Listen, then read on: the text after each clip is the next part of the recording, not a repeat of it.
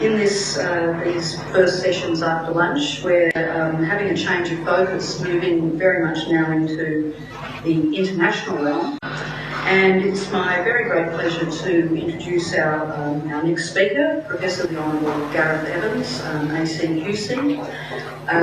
Gareth Evans is, I won't read out his entire bio because it's naturally quite long, and you do have it in your conference packs. But I will give some highlights. He is currently the Chancellor of Australian National University, and he's also a professorial fellow at the University of Melbourne and President Emeritus of the International Crisis Group, which he led from 2000 to 2009. He was also a member of the Australian Parliament for 21 years, and is a former Attorney General and also a former Foreign Minister. This afternoon he is going to be talking to us about the responsibility to protect after Libya and Syria, which had some more developments just this week and even this morning. And so he's going to be talking about the question. By the way, I should actually add another aspect to his bio, which is that he also was a friend of the namesake of our centre, von Castan QC. His topic tonight, this afternoon, was the intervention in Libya a new benchmark for effective action regarding responsibility to protect, or was it a high watermark given the subsequent paralysis over Syria? So please recognise.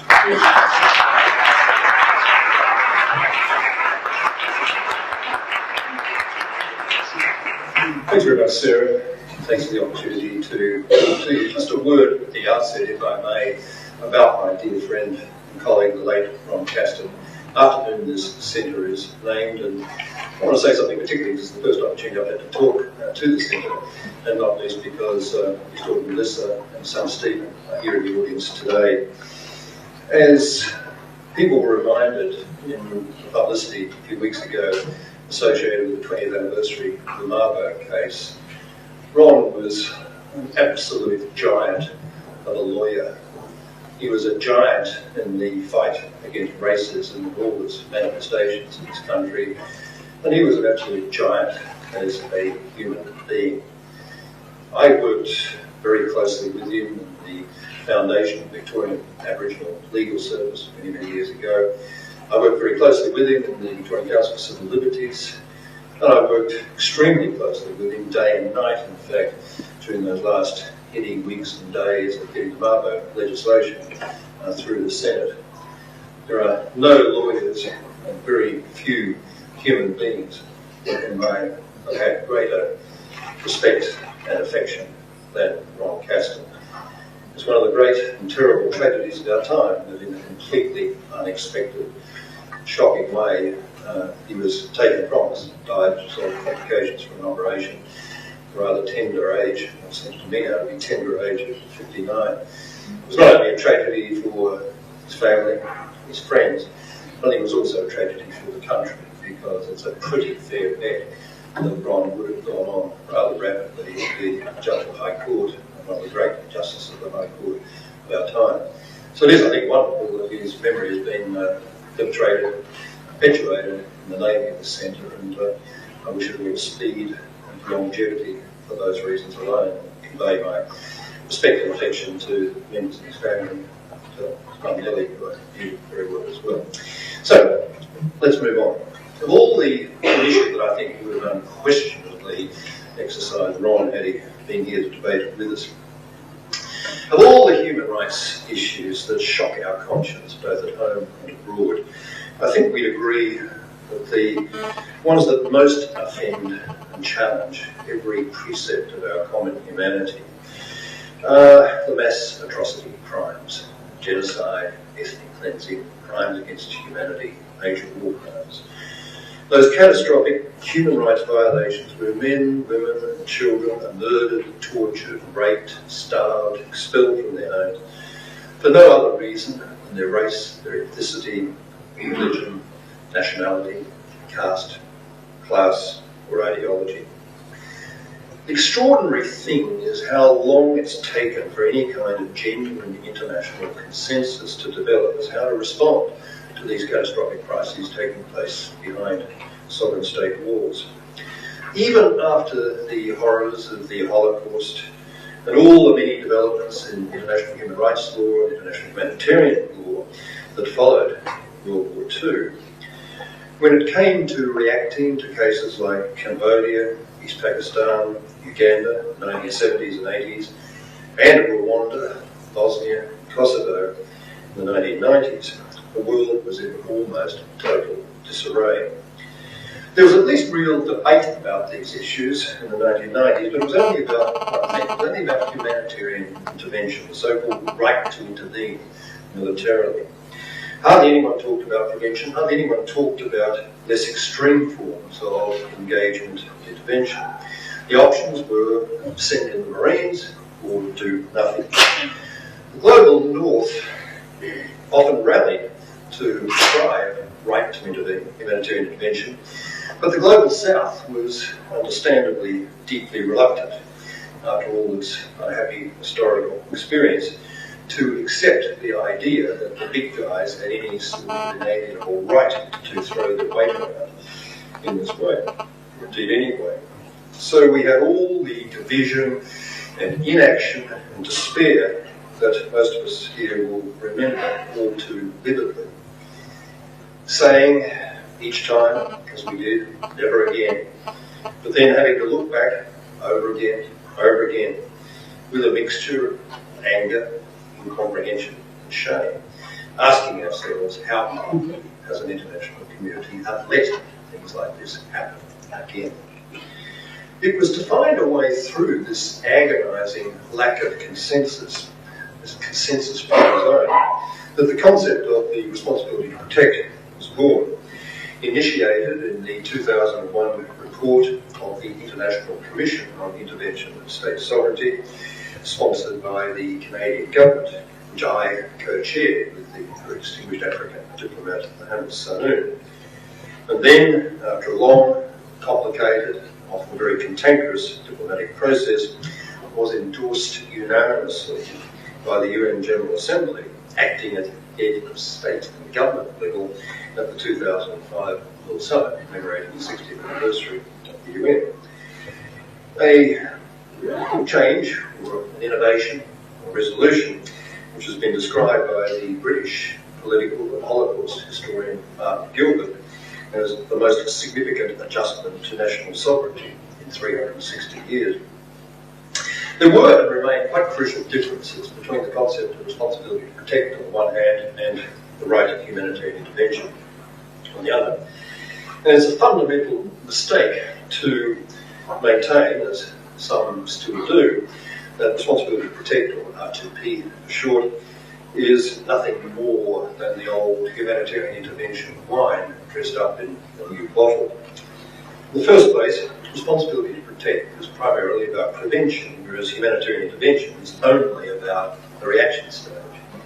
Secondly, responsibility to protect is about a whole continuum of reactive responses, from diplomatic persuasion and pressure to non-military measures like sanctions and arms embargoes and the International Criminal Court process. And only in extreme and exceptional and last resort cases is it about military reaction, whereas humanitarian intervention is only about military intervention. And thirdly, R2P is about a wide range of actors, whereas humanitarian intervention focuses only really on the role of those big enough and powerful enough to apply coercive military force. More specifically, responsibility to protect involves three kinds of responsibility. Primary responsibility, which acknowledges the global South's passion for acknowledgement of the role and identity of sovereign states. The primary responsibility is that of the sovereign state itself, to its own people. One that's absolute, unconditional and continuing responsibility not to perpetrate and not to allow atrocity crimes on its territory, the so-called Pillar 1. The second responsibility is that of others at large in the international community, including other states and intergovernmental organisations, to assist states to discharge that primary responsibility, if of course they're willing to be assisted. That's Pillar 2. And the third responsibility is that of others again in the wider international community. If prevention fails, and if a state through either incapacity or ill will is manifestly failing to protect its own people, then the responsibility is of the wider international community to provide that protection by every means prescribed and circumscribed by the UN Charter. And that's so-called Pillar 3. Since 2005, there's been a long period of international discussion and argument about the meaning, scope, and limits of R2P in a whole variety of contexts, which we haven't got time to talk about now. What we can now say, following the major debates in the UN General Assembly that have taken place on this thematic issue in 2009, 2010, 2011, is that even after the controversy about Libya, which I'll come into in just a moment, even after that, it's won a remarkable degree of acceptance, continuing acceptance in principle. Secretary General Ban Ki-moon was not exaggerating when he said in September last year, and I quote him, "Our debates are about how, not whether, to implement the responsibility to protect. No government questions the principle." But, that's a very big but, we have to acknowledge that a good deal of the debate about how to implement, how to be in practice, at least at the sharp end, the Pillar 3 end, if you like, when prevention has manifestly failed, violence is actually occurring, some form of more robust engagement is required to respond. Debate about that is still very fierce, still very divisive. From the high point that we reached in the Security Council in February and March last year, when there was real consensus both about the steps that have to be taken to stop the atrocity crimes that were occurring in Libya and were feared likely to happen on an even bigger scale. We have now, in relation to the manifestly even worse human rights situation in Syria, reached the low point of paralysis in the Council, even on adopting non-military measures like targeted sanctions and arms embargo or the threat of prosecution in the International Criminal Court. So why did that consensus fall away, the move from Libya to Syria? What can be done to re-establish it?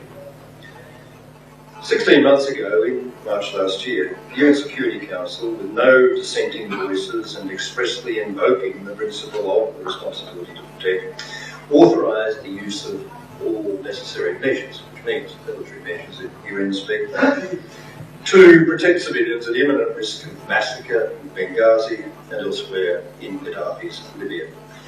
The NATO-led airborne military operation immediately followed, and those thousands of lives that were at imminent risk were unquestionably saved.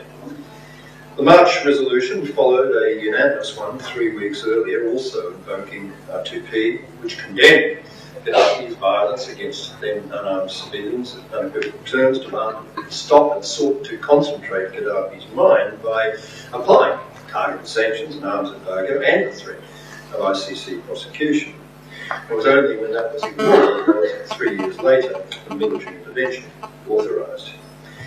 I and a great many others around the world hailed these resolutions as the coming of age of R2P, an absolutely textbook example of the doctrine working as it was supposed to, saving lives imminently at risk, and at last decisively cutting across centuries of state practice which had in effect treated state sovereignty almost as a licence to kill. If the Council had acted as decisively and robustly in the 1990s as it did in Libya last year, the lives of 8,000 others would have been saved in Srebrenica and 800,000 in Rwanda. But now, as we've said, over Syria, despite a rapidly climbing death toll, in some cases estimated by 17,000 or more, the Security Council remains, as it has been for over a year now, almost completely, as we've said, paralysed, barely able to agree on condemnation of violence and a diplomatic mission to address it, let alone any more robust measure. Part of the reason for the hesitation, and certainly the reason for the unwillingness to even begin to think about coercive military intervention in Syria is that the geopolitics of the Syrian crisis are very different. And I'm not just talking about the Russian commitment to the Assad regime, which is cynical in the extreme, but I'm talking about the complex internal sectarian divisions with potentially explosive external regional implications, which simply weren't evident in the Libyan case.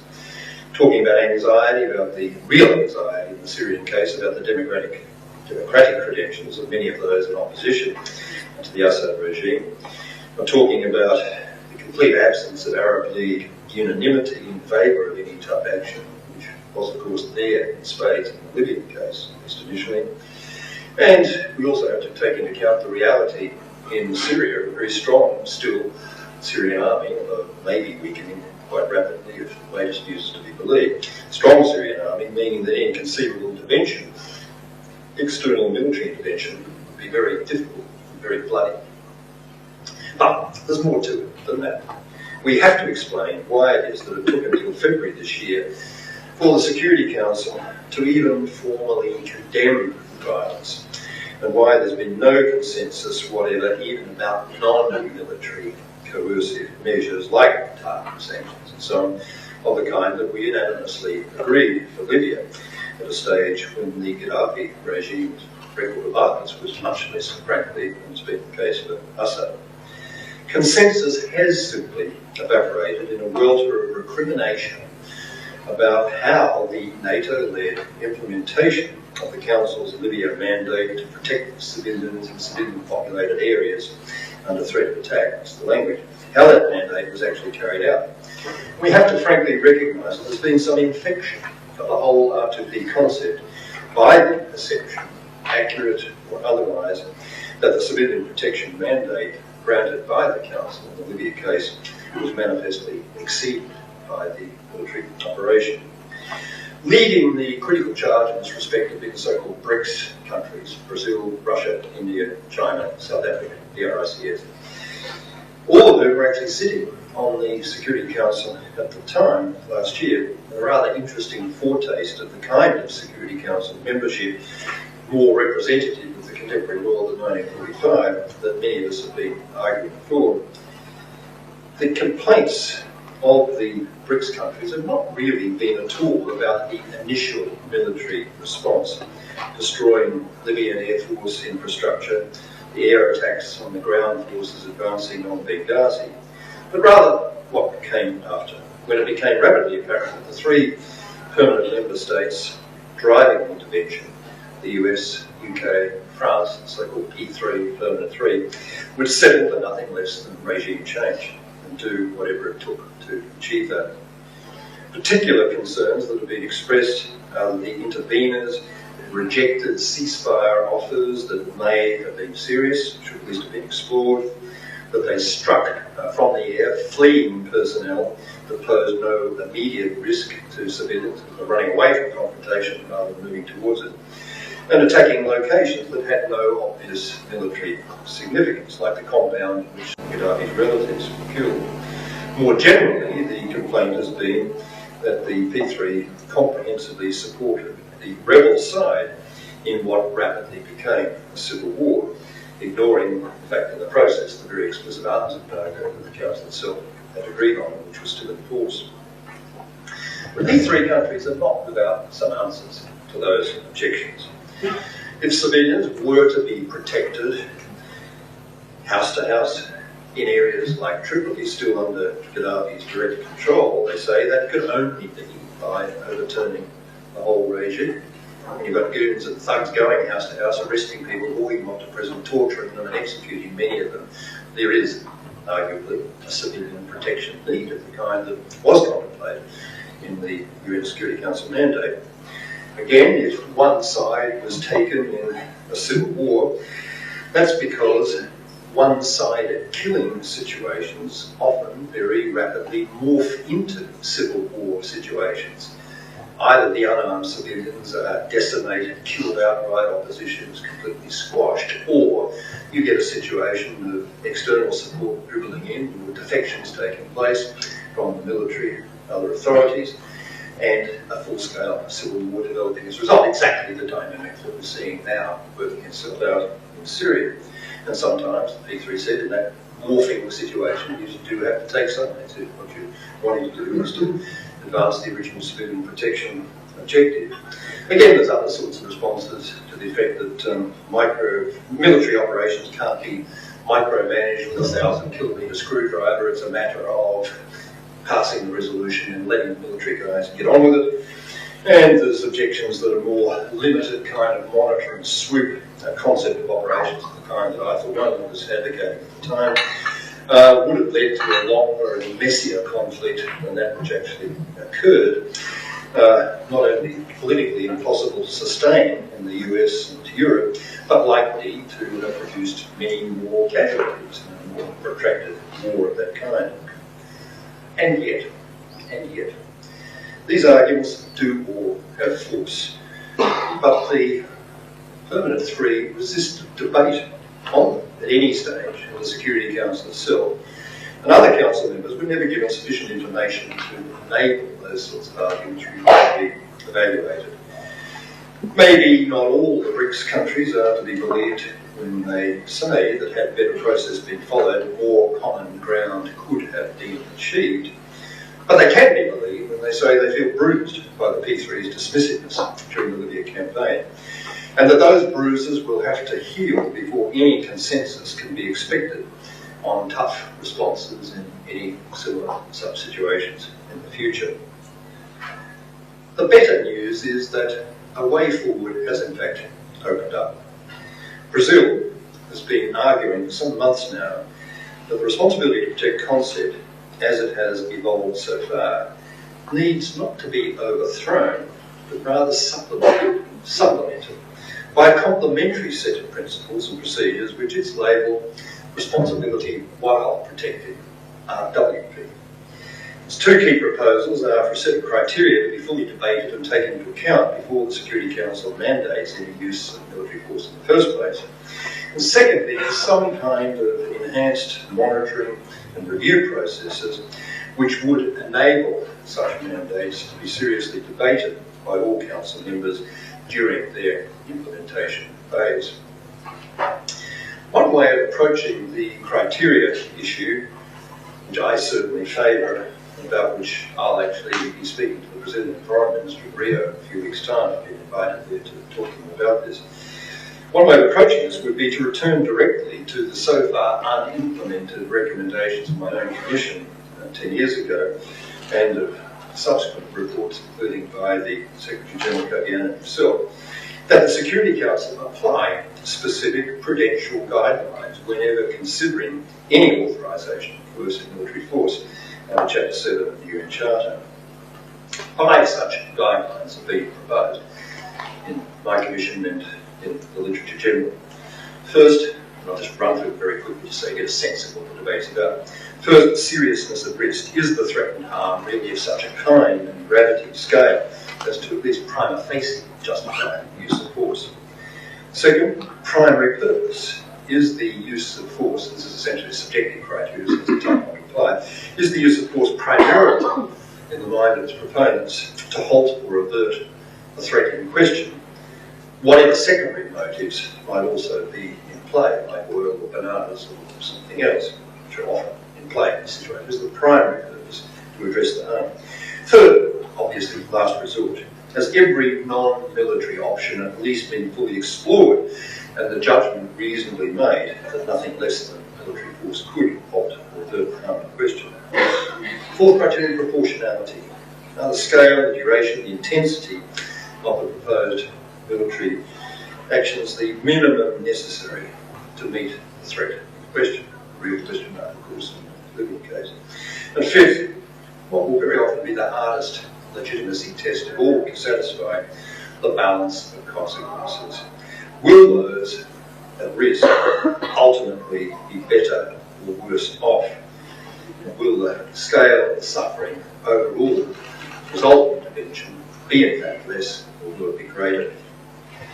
The adoption, whether formally or informally, by the Security Council of such criteria would clearly not guarantee consensus in any particular case, but by requiring, as it would, systematic attention to all the relevant issues, which simply doesn't happen at the moment.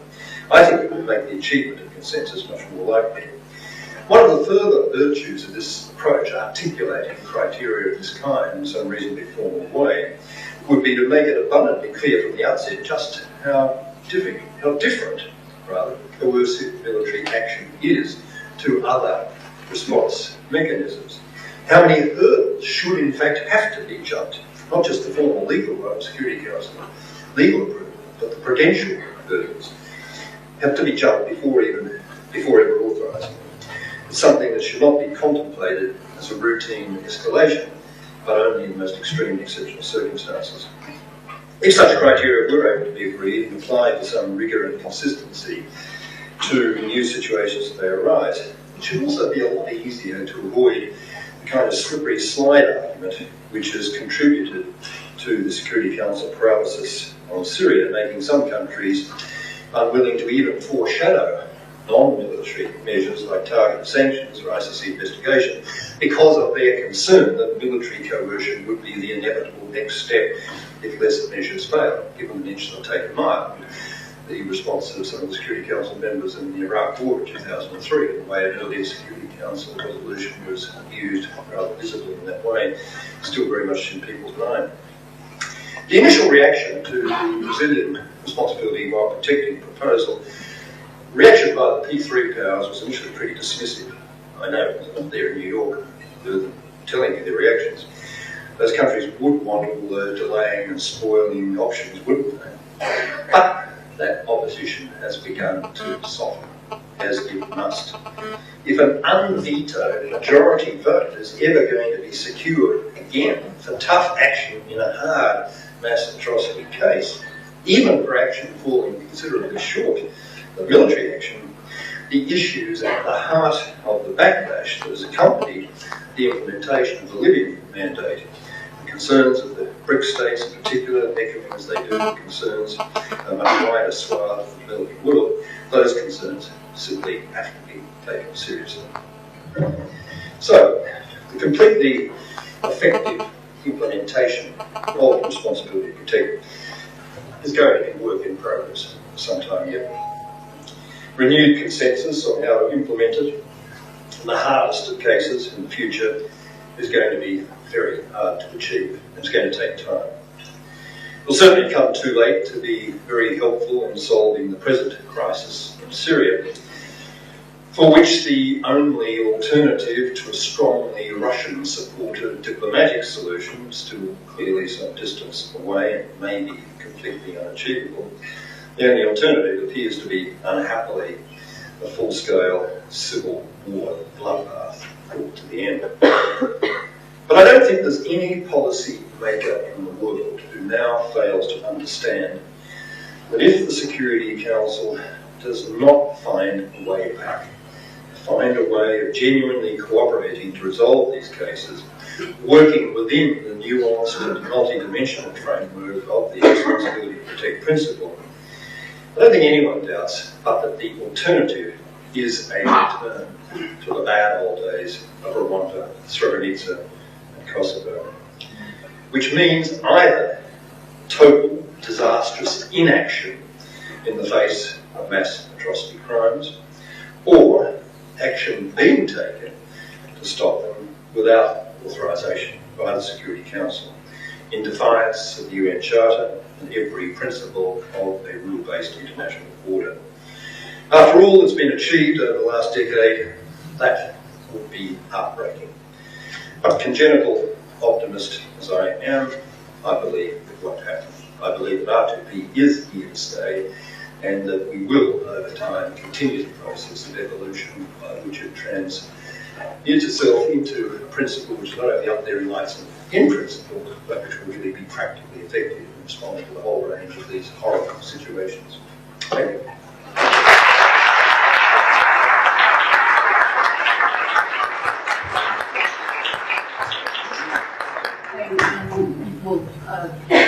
Because we're either taking your questions here or there, or I might just quickly kick it off with the question of Syria. And I noted the Brazilian proposal for looking at the balance of consequences, which is the most future predictive part of it and probably the hardest to apply.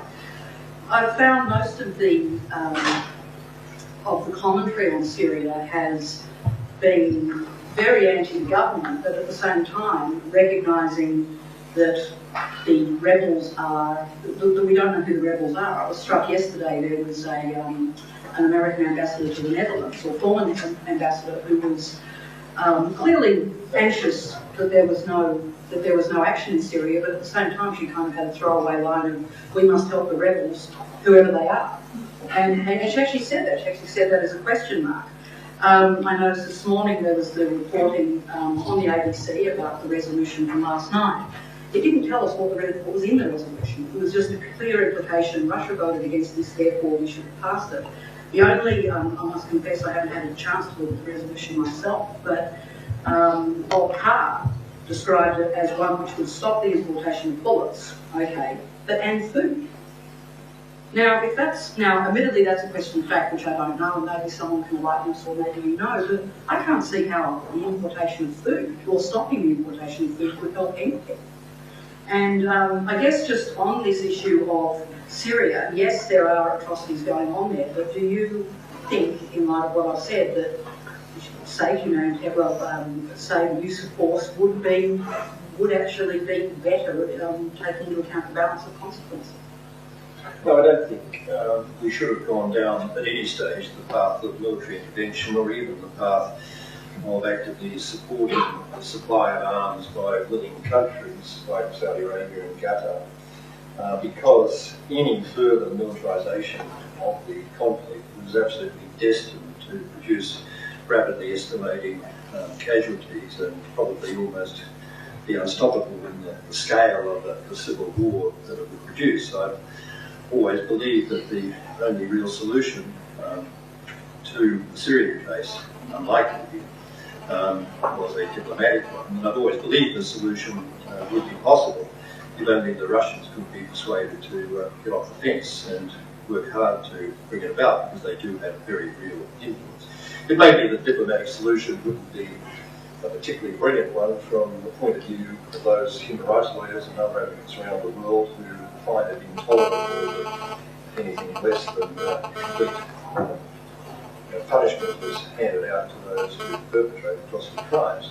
A diplomatic solution involving Russia would almost certainly have involved, and could still involve, some kind of safe exit, soft landing for Assad and some of the worst of the thugs around him, but creating the conditions for the survival of something resembling the present regime, which would be face-saver for Russia, but in a form which would enable a new political dispensation to evolve, in which the opposition elements would be properly represented and the transition could take place. I think that's been what the Kofi Annan plan has been about from day one, and it may be with the Syrian minds now concentrated by the deaths in the inner sanctum of three of the senior security personnel, that they'll be a bit more removed to compromise along those lines than they have been so far.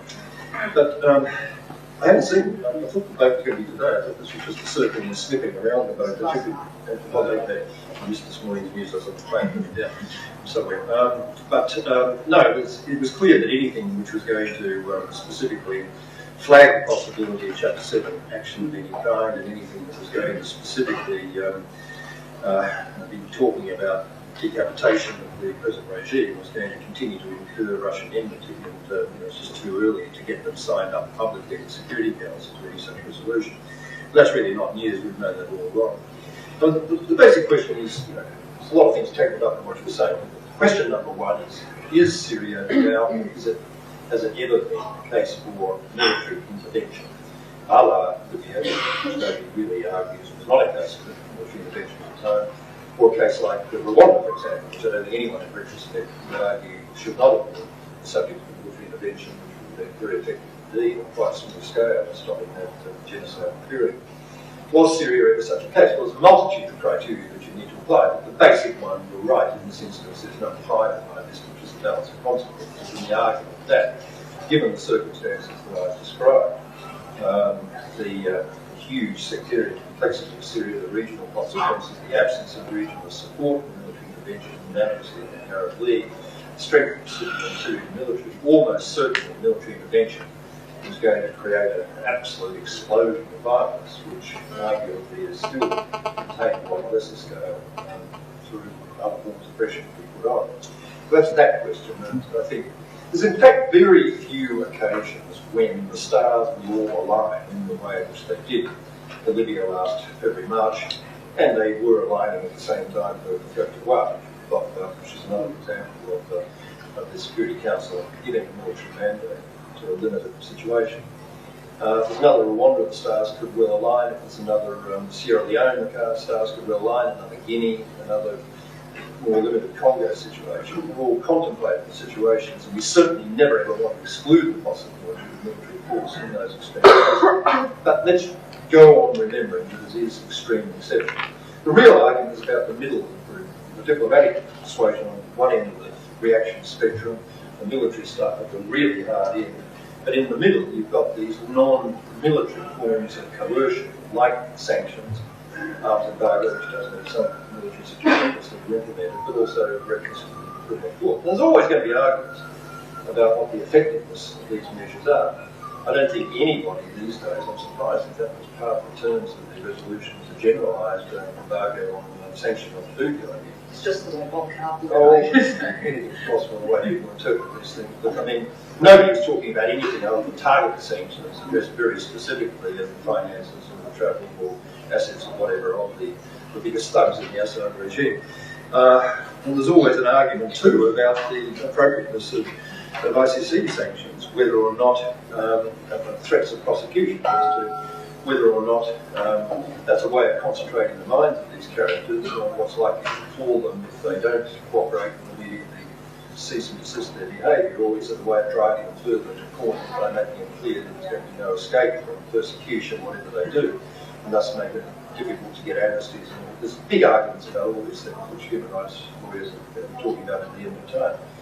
But in the Libyan case, in the Syrian case, there's really, while there's plenty of good practical arguments and good prudential arguments for not contemplating a military intervention externally, there was never any good arguments for not taking seriously targeted sanctions and at least the threat of ICC prosecution and other things which would demonstrate absolute international intolerance for Assad and what he was doing. And that's been the tragedy of Syria, and that's been the tragedy of the Libyan-induced paralysis in Syria, but those messages were not sent from a very early stage last year. But look, there's just no easy answer to this one. There really isn't. It's a god-awful mess. Okay, we've got one on the left there and one on the middle here. Gareth, Brian Kim, Canada. Two easy questions. First, what do we do about Russia? Generally, and in regard to the process of the Security Council, Putin, it seems to me, has taken us back to Brezhnev, even back to Khrushchev, even back to Stalin. He's shooting journalists without regard for any rule of law, etc., etc. Is the West in some way, particularly the US, responsible for allowing this to happen?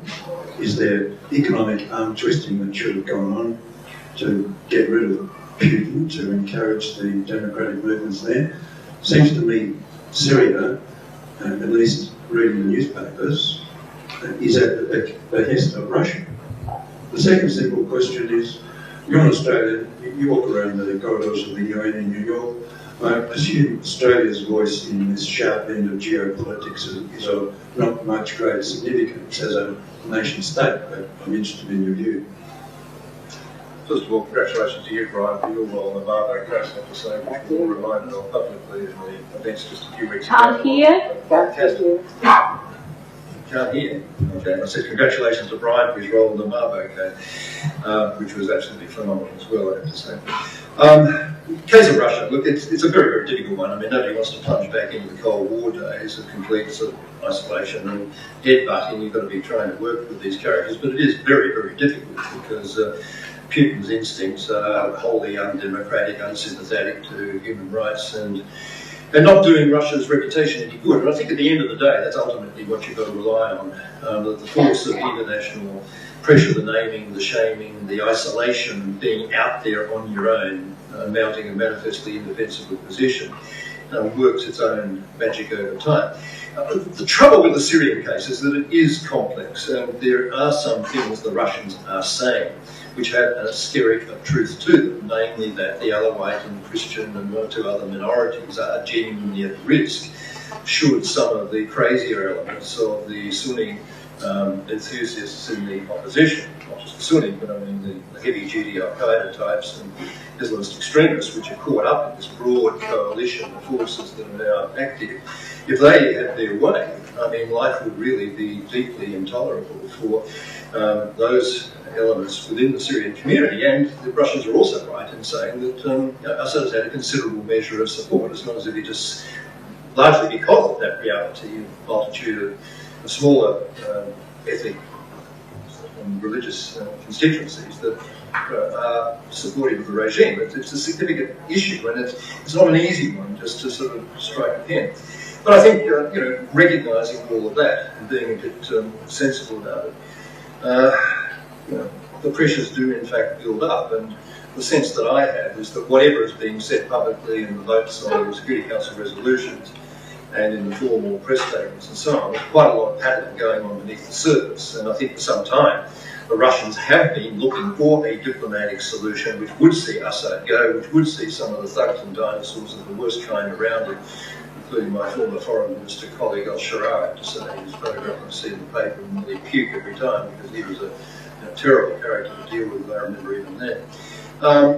To see those characters go, albeit with some kind of soft landing and villas in Sochi to go with it, I suppose, down in the Black Sea, but to preserve something in the nature of the present regime and then a political transition that they could live with. I believe that's where the Russian heads are at the moment. A few weeks ago, they're being very much more focused on that, and maybe now the changing military balance and dynamic will concentrate their own minds even more. But it's a situation very, very fluid at the moment. And what about Australia? Yeah, well, so far as Australia is concerned, look, don't underestimate Australia's capacity to be quite influential as an active, creative middle player. I mean, we're the ones that invented the Government Responsibility to Protect principle, which at least has given, and not just me, but the role that successive Australian governments have played in very actively promoting diplomacy on this, including getting it up in 2005. That norm-setting, norm-entrepreneurial role is one that we always think of Scandinavians are good at. The truth of the matter is Australians are very good at it. And given the kind of support we've been willing to give for a whole variety of aid-supported strategies, which are relevant preventive measures and ex-post measures in these situations, we can play ourselves into the decision-making game. Obviously, we're not in the Security Council at the moment. I hope we will be by the end of the year. If we are, we do become, ipso facto, very relevant players. We're geographically remote, but we are taken seriously. And I just don't like the idea that Australians are treated as noises off in these cases, or Australians, go into a bit of a cringe mode that how could we possibly influence all this stuff? The truth of the matter is we can. And we can do it by virtue of creativity, intelligence, stamina, coming up with decent answers and arguing effectively for them. That's what good middle power diplomacy is all about. Thank you, Professor Joseph, and thank you, Professor Evans. You spoke about repression in Libya, but you were part of a government that supported far greater repression by the Indonesian regime against the East Timorese, which resulted in the largest loss of life relative to total population since the Holocaust. The silence in respect of those atrocities and the context of differential treatment of Libya and Bahrain, for example, suggests that R2P is less of a legal doctrine, or at least a worst option, than arguably more a political tool that allows powerful states in the international arena to rush to war against a selective enemy. So I have two questions for you. Did the situation in East Timor trigger the responsibility to prevent, under your reasoning, and how do you respond to the allegations of hypocrisy in respect of the doctrine of R2P? Is it a doctrine only for official enemies of powerful states? Oh dear, where does one start? Look, on the East Timor stuff, I've written at length about this on my website. I wrote a piece about several thousand words long explaining the background, my own role in all this, and I'm not going to repeat it now. I mean, the short answer is I hated what happened in 1975 with the military annexation. I accepted the reality of recognition because, frankly, nobody, including people like Joseph Ramos-Horta, with whom I dealt with very closely over a very long period, really believed until Habibi and all those crazy and unexpected series of events erupted in '97. Nobody really believed that independence was an option. What we did believe and fought for very hard behind the scenes, I can tell you, is for autonomy for East Timor, in which the military would be out, language would be recognised, there'd be decent development take place, and just a civilised approach to human rights, which wasn't apparent during the whole of the Suharto military regime.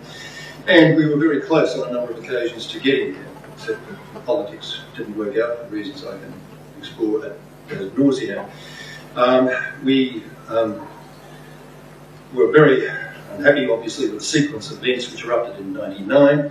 When the rush to embrace the independence generated a wholly predictable explosion of violence from the military thugs and the local militia thugs who supported them.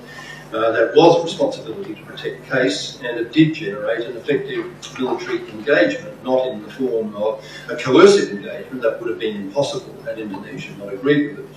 But Indonesia did agree under a lot of international pressure at the '99 APEC meeting in New Zealand.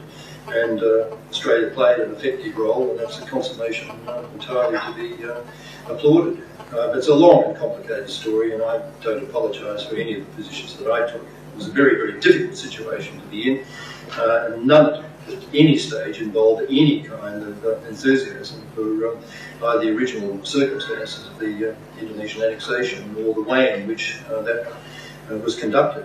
But it involved a lot of effort, including people like me and people like Alatas, to try and find a solution that would in fact dramatically improve the case. And just for the record, you might just have a look at what Joseph Ramos-Horta had to say on the ABC about his understanding of my role in supporting human rights and autonomy and so on for East Timor during the whole period that I was active as Foreign Minister. He was in fact quite supportive and said a lot of the stuff he had no idea was going on. But it did. Anyway, that's the past, and you can read it out if you want to look at my website. In terms of double standards, look, there's always going to be an element of what looks to be double standard because there are some situations that are simply not going to be able to lend themselves to military intervention when you're talking about big powers. However badly Russia behaves in the North Caucasus, nobody is ever going to contemplate military intervention. However badly China might behave in Xinjiang or Tibet, nobody's ever going to contemplate military intervention. No matter how badly Indonesia was behaving in '99, in East Timor, nobody was ever going to contemplate, had a responsibility to protect being in existence then, a military intervention against Indonesia's will. Why not? Not because of just realpolitik or double standards. It's because of the application of that fifth criteria I talked about, the balance of consequences. However bad a situation might be for a particular group of people experiencing repression or even full-scale atrocity crimes in these situations, if you were to launch an invasion from outside against such a major power to try and redress the situation for that minority in that particular sub-region, you would be launching, ipso facto, a major war against a major power with all the horror and misery and casualties that would be associated with that. It's just not an option. But the fact that you can't do everything you might ideally want to be able to do everywhere doesn't mean that you shouldn't do anything anywhere. And the notion that there's some sort of imperial hang-up about this that motivates those who advocate the atrocity principle is, if I can put it gently with respect, complete crap. Sorry, we've got one more question. Can I just do a quick follow-up? How would you characterise Bahrain? Because that is not a major power. No, Bahrain is a classic realpolitik situation. I mean, that's where clearly the US was deeply unwilling to. Again, I don't think it was a situation where a military intervention was necessarily on the cards. Certainly, wouldn't necessarily have been appropriate or desirable for a whole variety of those criteria reasons. But certainly, much more pressure should have been put on the Bahrain regime to deal with what was initially perfectly, what remained perfectly peaceful dissent by the Shia majority of that country against a Sunni minority in charge. And of course, you have the Saudis sending troops across the border to protect the regime, and a lot of muscle flexing going on. And I think the argument was that just the whole region was potentially explosive had there been any attempt to apply more serious pressure there. But look, this is part of the real world that you are dealing with. I mean, what made Libya possible with a full range of responses is that there was regional unanimity.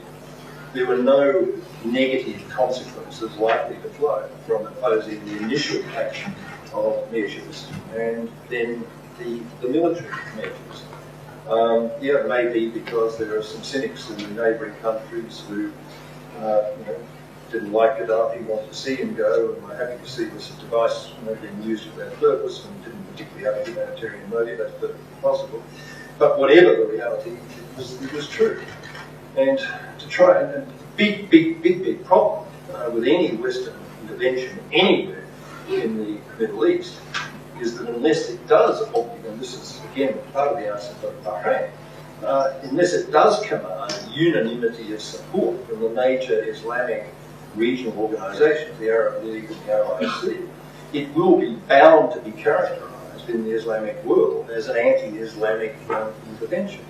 And with all sorts of negative consequences flowing from that in lots of other environments, not least in terms of resurgent impetus to terrorism and so on. Now, all of these factors come into play, but none of them excuse an absence of robust condemnation or the application of robust sanctions or other measures where countries behave as badly as the Bahrain regime was doing. And it's regrettable that that wasn't done on the scale that it should have been.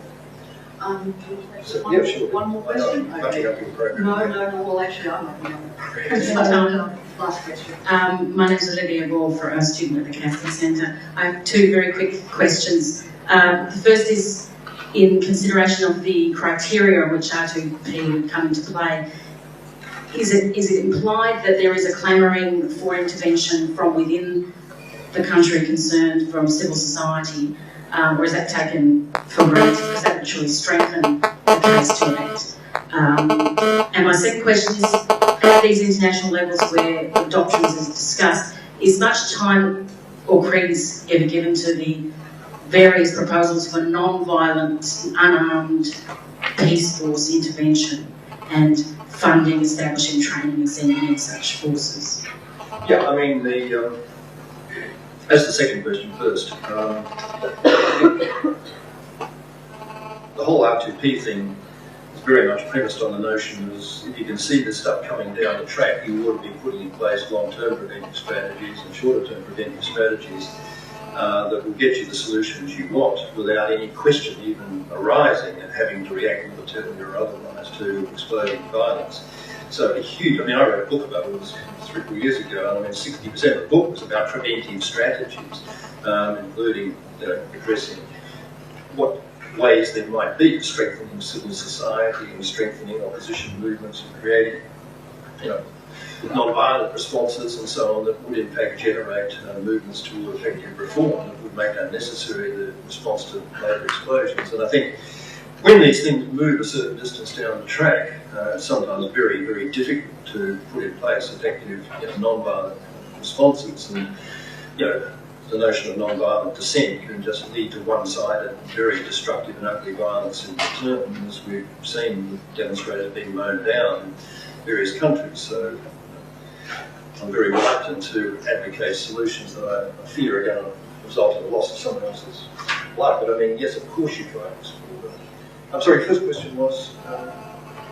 Voices from within the country. Oh, yeah, I mean, it's terribly important to be listening to what people are wanting you to say. I mean, if you could possibly find ways of hearing what they're saying. With social media now, it's a lot easier, although still do opinion polls, it's pretty tricky, but at least there are voices constantly coming out of these countries, which in the past you've had to rely on the media or organisations like mine, International Crisis Group and so on, and doing that kind of reporting.